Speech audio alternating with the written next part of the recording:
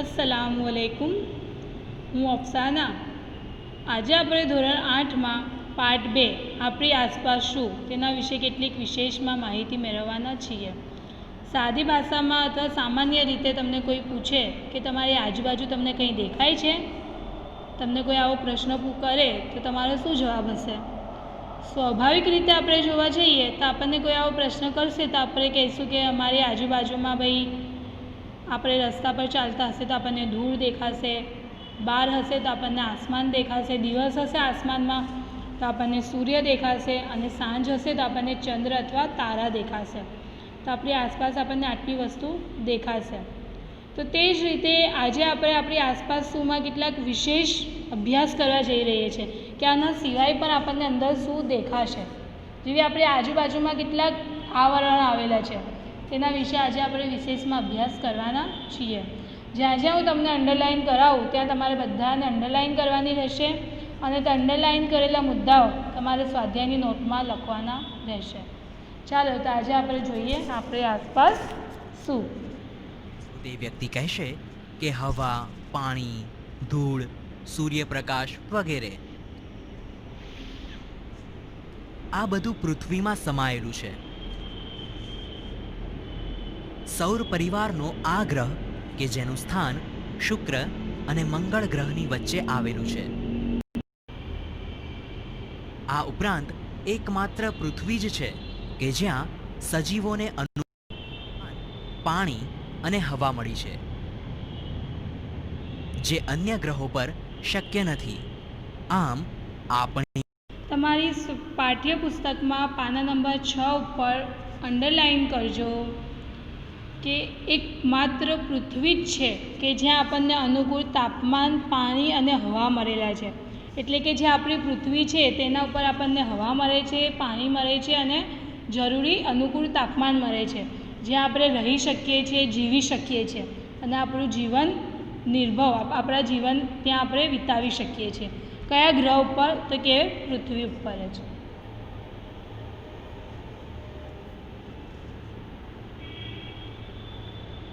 સૈદ્ધાંતિક સમજ। પૃથ્વીના ઉદ્ભવ અંગે અનેક વિદ્વાનોએ વૈજ્ઞાનિક અભિગમ ધરાવતા વિચારો રજૂ કર્યા છે। સામાન્ય રીતે એવું માનવામાં આવે છે કે પૃથ્વી સૂર્યમાંથી છૂટી પડી હોવાથી તે અગનગોળાના સ્વરૂપમાં હતી।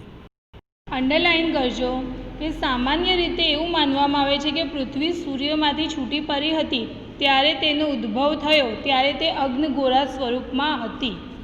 એક એક વાક્યના પ્રશ્નમાં તમને પૂછાશે કે પૃથ્વી જ્યારે સૂર્યમાંથી છૂટી પડી ત્યારે તેનો ઉદ્ભવ થયો ત્યારે તેનું સ્વરૂપ કેવું હતું અથવા તે કયા રૂપમાં હતી? તો તે અગ્નિગોળાના રૂપમાં હતી। ધીરે ધીરે ઠંડો પડતા જુદા જુદા તત્વોનું ક્રમશઃ પ્રવાહી અને ઘન સ્વરૂપમાં રૂપાંતર થયું। આમ પૃથ્વીની આસપાસ વાયુઓનું આવરણ તથા પૃથ્વીની સપાટી પર માટી અને ખડકોનું ઘનાવરણ અસ્તિત્વમાં આવ્યું। એ જ પ્રમાણે આવરણમાં રહી ગયેલા વિશાળ ખાડાઓમાં પાણી ભરાતા મહાસાગરો અસ્તિત્વમાં આવ્યા અને પૃથ્વીનું ચોક્કસ સ્વરૂપ રચવામાં આવ્યું।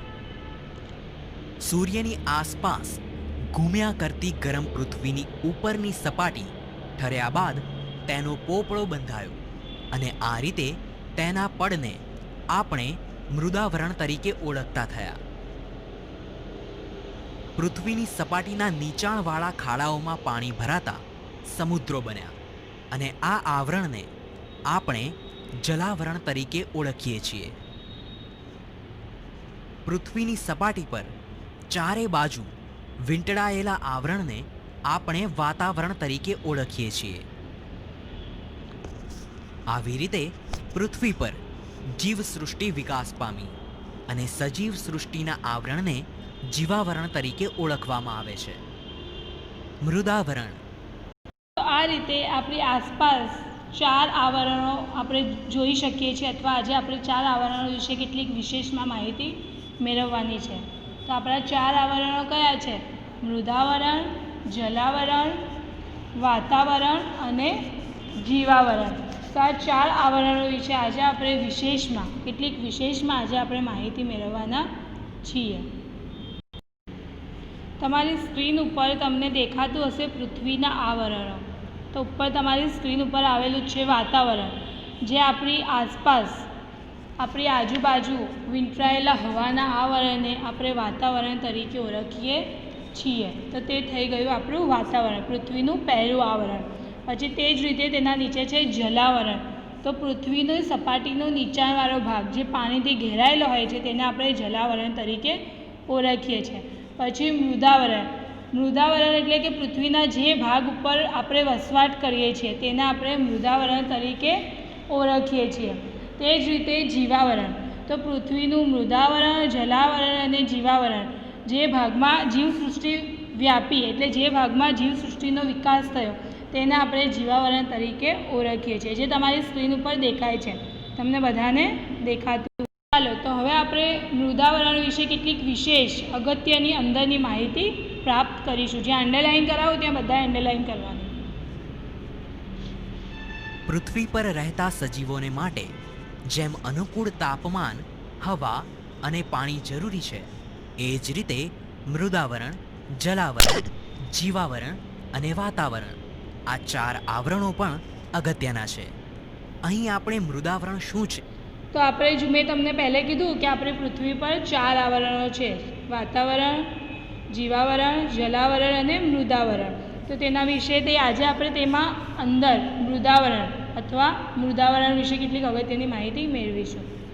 તેની ઉપયોગિતા શું છે તે વિશે જાણીશું.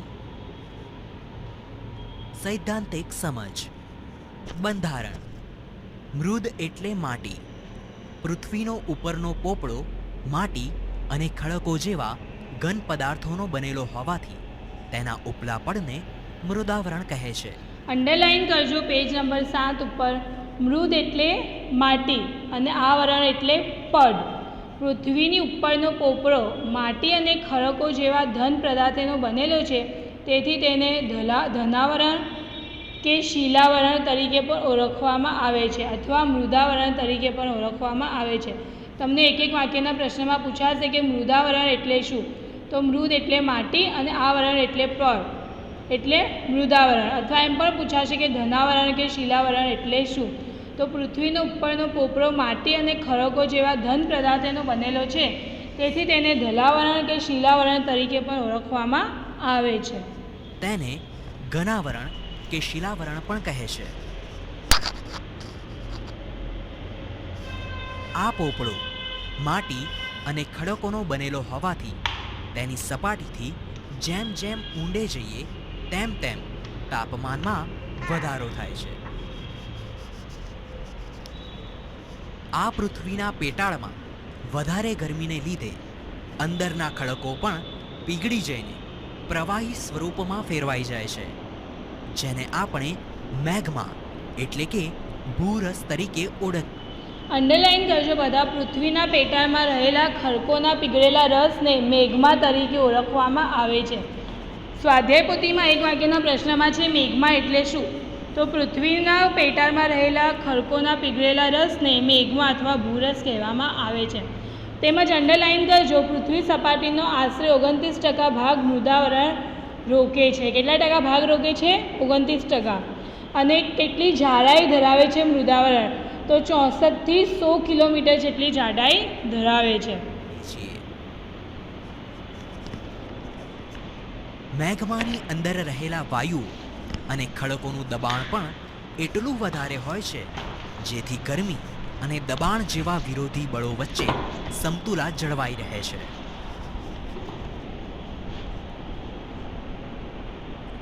મૃદાવરણ પર પર્વતો, ઉચ્ચ પ્રદેશો, મેદાનો અને ખીણો જેવા ભૂમિ સ્વરૂપો વિકસ્યા છે. જો તમને એમ પણ પૂછાય કે મૃદાવરણ આપણને કઈ રીતે ઉપયોગી થાય, તો મૃદાવરણ ઉપર આપણે આપણું બાંધકામ, આપણું ઘર બાંધી શકીએ, આપણને પીવા માટે પાણી મળી શકે, તેમજ તેની સાથે આપણને આપણી રોજગાર, આપણી આવક, તો તેના ઉપર આપણે ઉદ્યોગ ધંધો વિકસાવી શકીએ.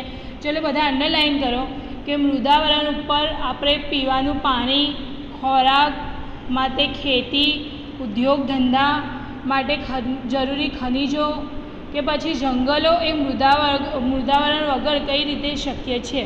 તો આ રીતે મૃદાવરણ પણ આપણને અલગ અલગ રીતે આપણને ઉપયોગી બની શકે છે. આથી પૃથ્વીનું મોટા ભાગનું માનવ જીવન, પ્રાણી જીવન અને વનસ્પતિ જીવન મૃદાવરણમાં જ વિકસેલું અને વિસ્તરેલું જોવા મળે છે. ઉપયોગિતા: મૃદાવરણ એટલે મનુષ્ય, પ્રાણી અને વનસ્પતિના જીવનનો મુખ્ય આધાર.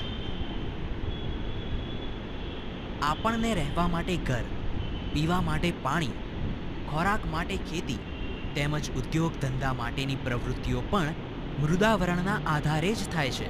પૂછે એક વાક્ય કે અમે કે મૃદાવરણની ઉપયોગિતા જણાવો, તો આપણને રહેવા માટે ઘર, પીવા માટે પાણી, ખોરાક માટે ખેતી, ઉદ્યોગ માટે ધંધો વગેરે જેવી પ્રવૃત્તિઓ આપણે મૃદાવરણને આધારે જ કરી શકાય છે. અને મૃદાવરણ આપણને ખૂબ જ ઘણી બધી વસ્તુથી આપણને ઉપયોગી છે. તો આ આપણે જોયું મૃદાવરણ. હવે આપણે જોઈશું જલાવરણ. ચલો, તો આ આપણે જોયું મૃદાવરણ. હવે એ જ રીતે આપણે જલાવરણ વિશે જોઈશું. બધા અંડરલાઈન કરે.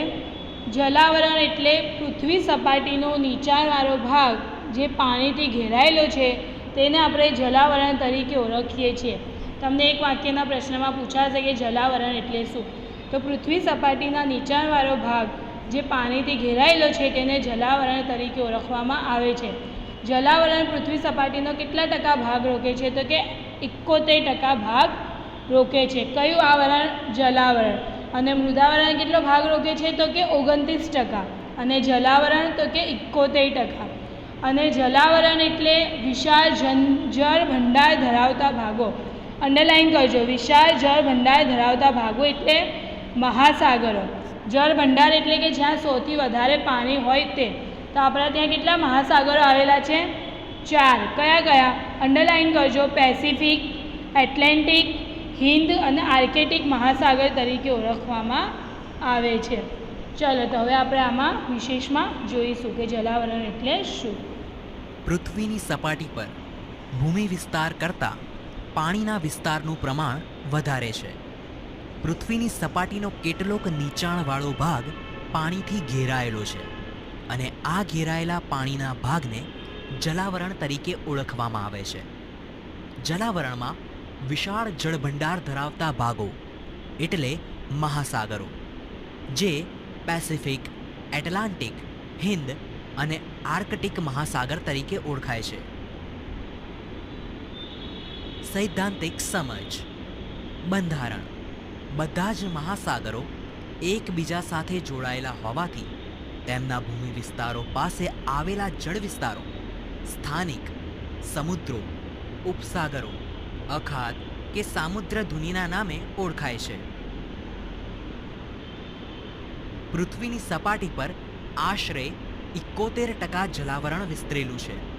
ઉપરાંત પૃથ્વી પરના મહાસાગરો ખૂબ વિશાળ અને ઊંડા હોવાથી કેટલીક જગ્યાએ 10 થી 11 કિલોમીટર જેટલી ઊંડી ખાઈઓ પણ આવેલી છે.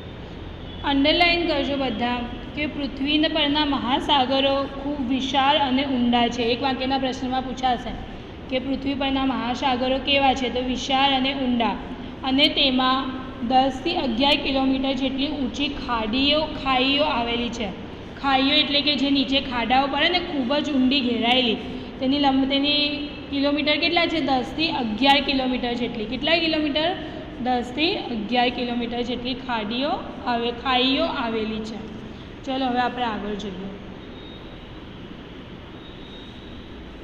પૃથ્વી પરના તમારી સ્ક્રીન ઉપર દેખાય છે તે મહાસાગર એટલે કે જે આપણા એટલાન્ટિક, પેસિફિક, હિન્દ અને આર્કેટિક છે તેના અંદરના ભાગમાં ઊંડી ખાઈઓ છે અને તેમની કિલોમીટર કેટલી છે? 10 થી 11 જેટલી ઊંડાઈ છે. કિલોમીટર 10 થી 11 કિલોમીટર જેટલી તેઓ ઊંડાઈ ધરાવે છે. પાણીના જથ્થાના 97% ભાગનું પાણી મહાસાગરોમાં સમાયેલું છે. અંડરલાઈન કરજો.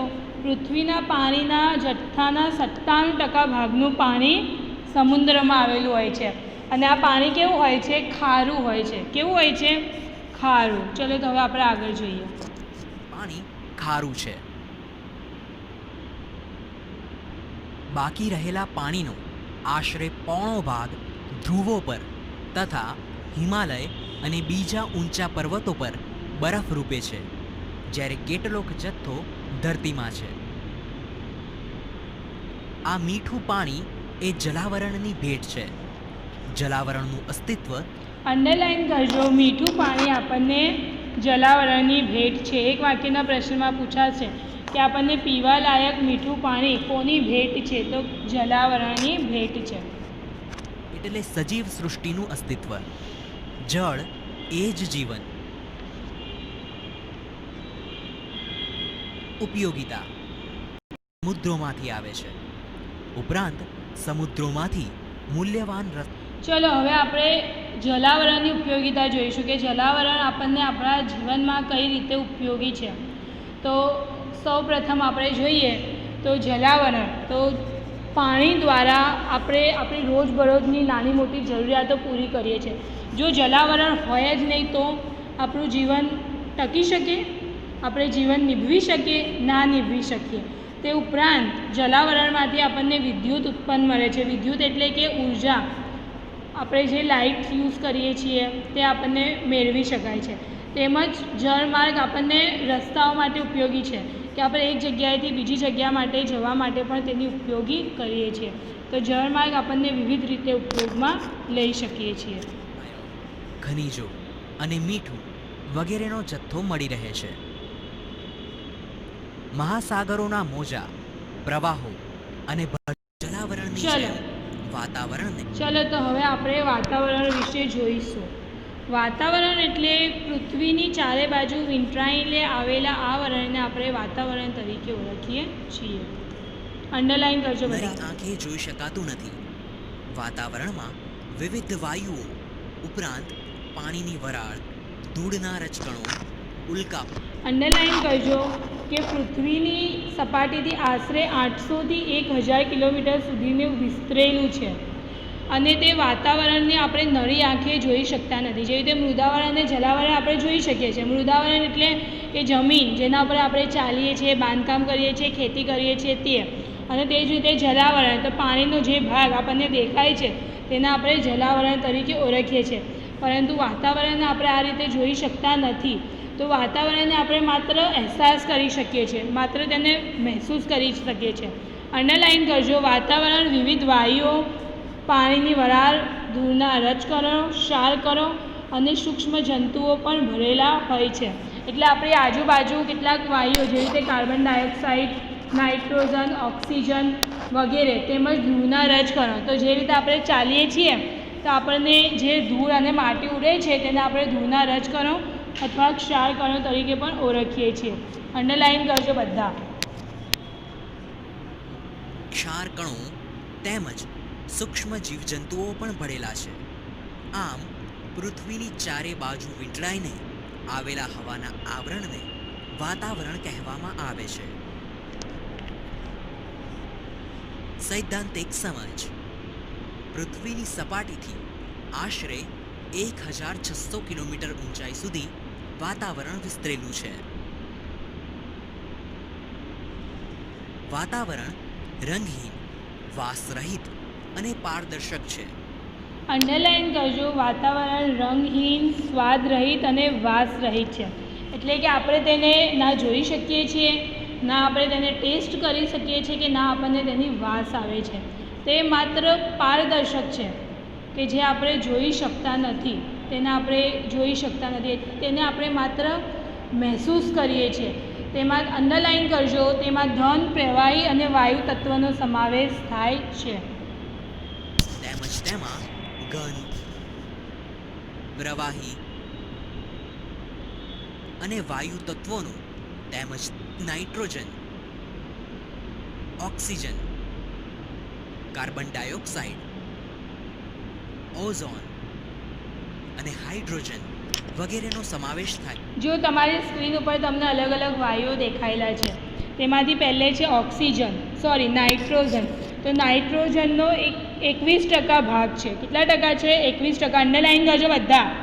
કેટલો છે? 21%. અને ઓક્સિજન 1%. બરાબર. તે જ રીતે ઓઝોન વાયુ જે સૂર્યના પારજાંબલી કિરણોને આપણી તરફ આવતા રોકે છે અને આપણને ગરમીનું ઓછું શોષણ, આપણને સૂર્યની તાપનો ઓછો અનુભવ થાય છે. તો આ પૃથ્વી પર આ બધા વાયુઓ આવેલા છે. વાતાવરણમાં નાઇટ્રોજન 78%, ઓક્સિજન 21% અને 1% જેટલા અન્ય વાયુઓ આવેલા છે. આ બધું તમારી સ્વાધ્યાય તમારા ચોપડીમાં નથી, પરંતુ તમારે બધું ટીક કરવાનું રહેશે. તમારી ચોપડીના અંદર નીચે આપેલું છે તેમાં અંડરલાઇન પણ કરજો અને આમાં જોઈને તમારે તમારી સ્વાધ્યાયની નોટમાં મુદ્દાઓ લખવાના છે કે ભાઈ વાતાવરણના અંદર 78% જેટલું નાઇટ્રોજન છે, 21% જેટલો ઓક્સિજન છે અને 1% અન્ય વાયુઓ છે. જે અન્ય વાયુમાં આપણે ઓઝોનનો ઉપયોગ કરી શકીએ છીએ કે ઓઝોન વાયુ અથવા બીજા જે અલ્ટ્રાવાયોલેટ આવેલા છે તે 1% જેટલા આપણે તેનો સમાવેશ કરી શકીએ છીએ.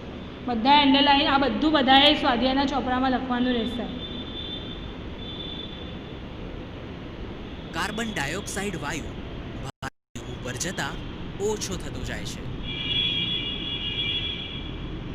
કાર્બન ડાયોક્સાઇડ આશરે 20 કિલોમીટરની, ઓક્સિજન આશરે 110 કિલોમીટરની અને નાઇટ્રોજન સૂર્યના જલદ પારજાંબલી કિરણોનું શોષણ કરી પૃથ્વીને પ્રચંડ ગરમીથી બચાવે છે.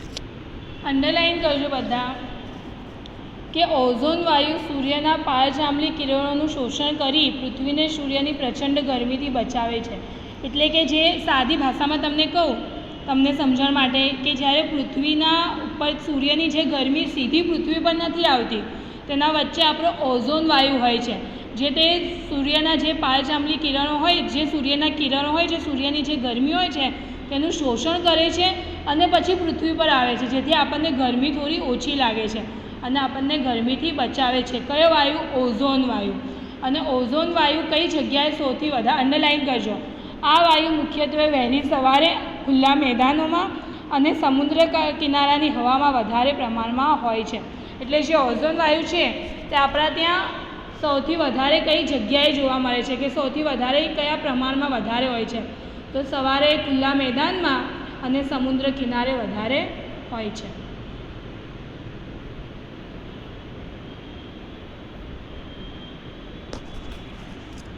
ઓઝોન વાયુ મુખ્યત્વે વહેલી સવારમાં ખુલ્લા મેદાનમાં અને સમુદ્ર કિનારાની હવામાં વધારે પ્રમાણમાં હોવાથી તે લોકોને સ્ફૂર્તિ પ્રદાન કરે છે, જેથી લોકો અંડરલાઇન કરજો, ઓક્સિજનના જલપણાને નાઇટ્રોજન મંદ કરે છે. એક વાક્યના પ્રશ્નમાં પૂછાશે કે ભાઈ ઓક્સિજનના જલપણાને કયો વાયુ મંદ કરે છે અથવા ઓછો કરે છે? તો નાઇટ્રોજન. જો આપણી પૃથ્વી, આપણા વાતાવરણમાં જે રજકણો દેખાય છે, જે આપણને દેખાતા નથી, પણ અંડરલાઇન કરજો, તો એ રજકણો પર આપણને મદદરૂપ છે. તો કઈ રીતે? તો આ રજકણોને લીધે પૃથ્વી પર સૂર્યપ્રકાશ ફેલાતો જોવા મળે છે, જેના કારણે સૂર્યોદય વખતે એકાએક અંજવાળું કે સૂર્યાસ્ત સમયે એકાએક અંધારું થતું નથી. જેને તમને ખબર હશે કે જ્યારે સૂરજ ઉગે છે તો ફટાફટ અંજવાળું નથી થતું, અને જ્યારે સૂરજ ડૂબે છે તો ફટાફટ અંધારું થતું નથી, તે ધીમે ધીમે થાય છે. તો તે કોને આભારી છે? આ વાતાવરણમાં રહેલા રજકણોને આભારી છે કે એકાએક અંધારું થતું નથી કે એકાએક અંજવાળું થતું નથી. ઉપયોગિતા. વાતાવરણમાં રહેલા રજકણો દ્વારા આપણે સવારની લાઈન કરજો. કોઈપણ પ્રદેશના માનવીના ખોરાક, પોશાક, રહેઠાણ, રંગરૂપ, આર્થિક પ્રવૃત્તિઓ વગેરે ઉપર વાતાવરણની અસર જોવા મળે છે. એટલે તમે જે વિસ્તારમાં રહો છો તે પ્રમાણે તમારો પોશાક હશે, તમારો ખોરાક હશે, તમારું રહેઠાણ હશે વગેરે વસ્તુ તેના આધારે હોય છે. ફોર એક્ઝામ્પલ, તમે કાશ્મીરમાં હશો તો તમે ગરમ ખોરાક ખાશો, તમે ગરમ પોશાક પહેરશો અને તમે બધી રીતથી ઢંકાઈ જાઓ એ પ્રમાણેના તમે કપડાં પહેરશો. તો વાતાવરણ આપણા રોજિંદા જીવનને પણ ખૂબ જ અસર કરે છે. તો આ આપણે જોયું વાતાવરણ, કે વાતાવરણમાં કેટલા વાયુઓ આવેલા છે, તે કેવી રીતે આપણને અસર કરે છે વગેરે જેવી આપણે માહિતી જોઈ. હવે આપણે જીવાવરણ વિશે કેટલીક અગત્યની માહિતી મેળવીશું.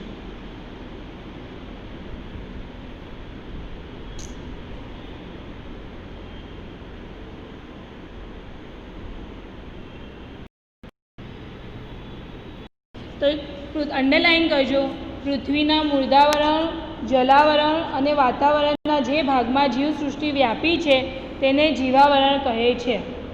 પૃથ્વી પર જીવાવરણ એ મહત્ત્વનું આવરણ છે. સૌર પરિવારમાં પૃથ્વી જ એક એવો ગ્રહ છે જેને જીવાવરણ છે. અંડરલાઇન કરજો. પૃથ્વી પરની જીવસૃષ્ટિમાં વનસ્પતિ, પ્રાણીઓ, જીવજંતુઓ અને માનવોનો સમાવેશ થાય છે. ચલો જોઈએ આપણે.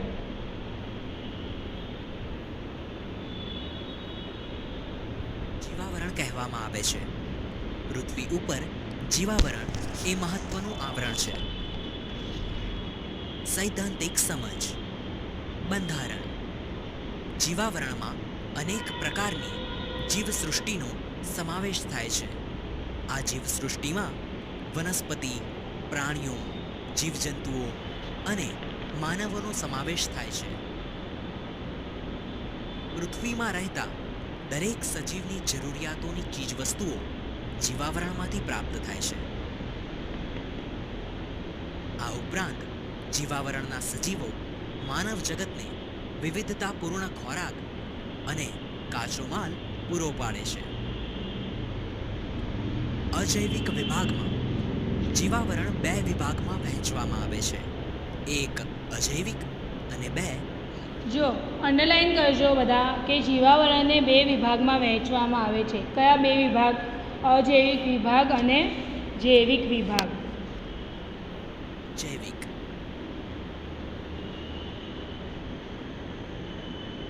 અજૈવિક વિભાગમાં મૃદાવરણ, વાતાવરણ અને જલાવરણનો અભ્યાસ કરવામાં આવે છે. અંડરલાઇન કરજો. અજૈવિક વિભાગમાં મૃદાવરણ, જલાવરણ અને વાતાવરણનો અભ્યાસ કરવામાં આવે છે. જે આપણે આગળ શીખી ગયા કે મૃદાવરણ એટલે શું, જલાવરણ એટલે શું અને વાતાવરણ એટલે શું. તો આ ત્રણેયનો સમાવેશ શામાં થાય છે? અજૈવિક વિભાગમાં. તમને એક વાક્યના પ્રશ્નમાં પૂછાશે કે અજૈવિક વિભાગમાં કઈ કઈ વસ્તુઓનો અભ્યાસ કરવામાં આવે છે? તો મૃદાવરણ, જલાવરણ અને વાતાવરણ. જૈવિક વિભાગમાં વનસ્પતિ, પ્રાણી અને સૂક્ષ્મ જીવાણુઓનો સમાવેશ થાય છે.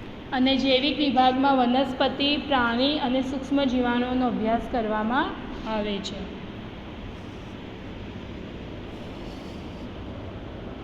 માનવ જીવન દ્વારા થતી અસર. સામાન્ય રીતે જીવાવરણ સંતુલિત સ્થિતિમાં છે, પરંતુ માનવીય પ્રવૃત્તિઓ દ્વારા આ તંત્રને તોડવામાં આવે છે અને અનેક મુશ્કેલીઓ.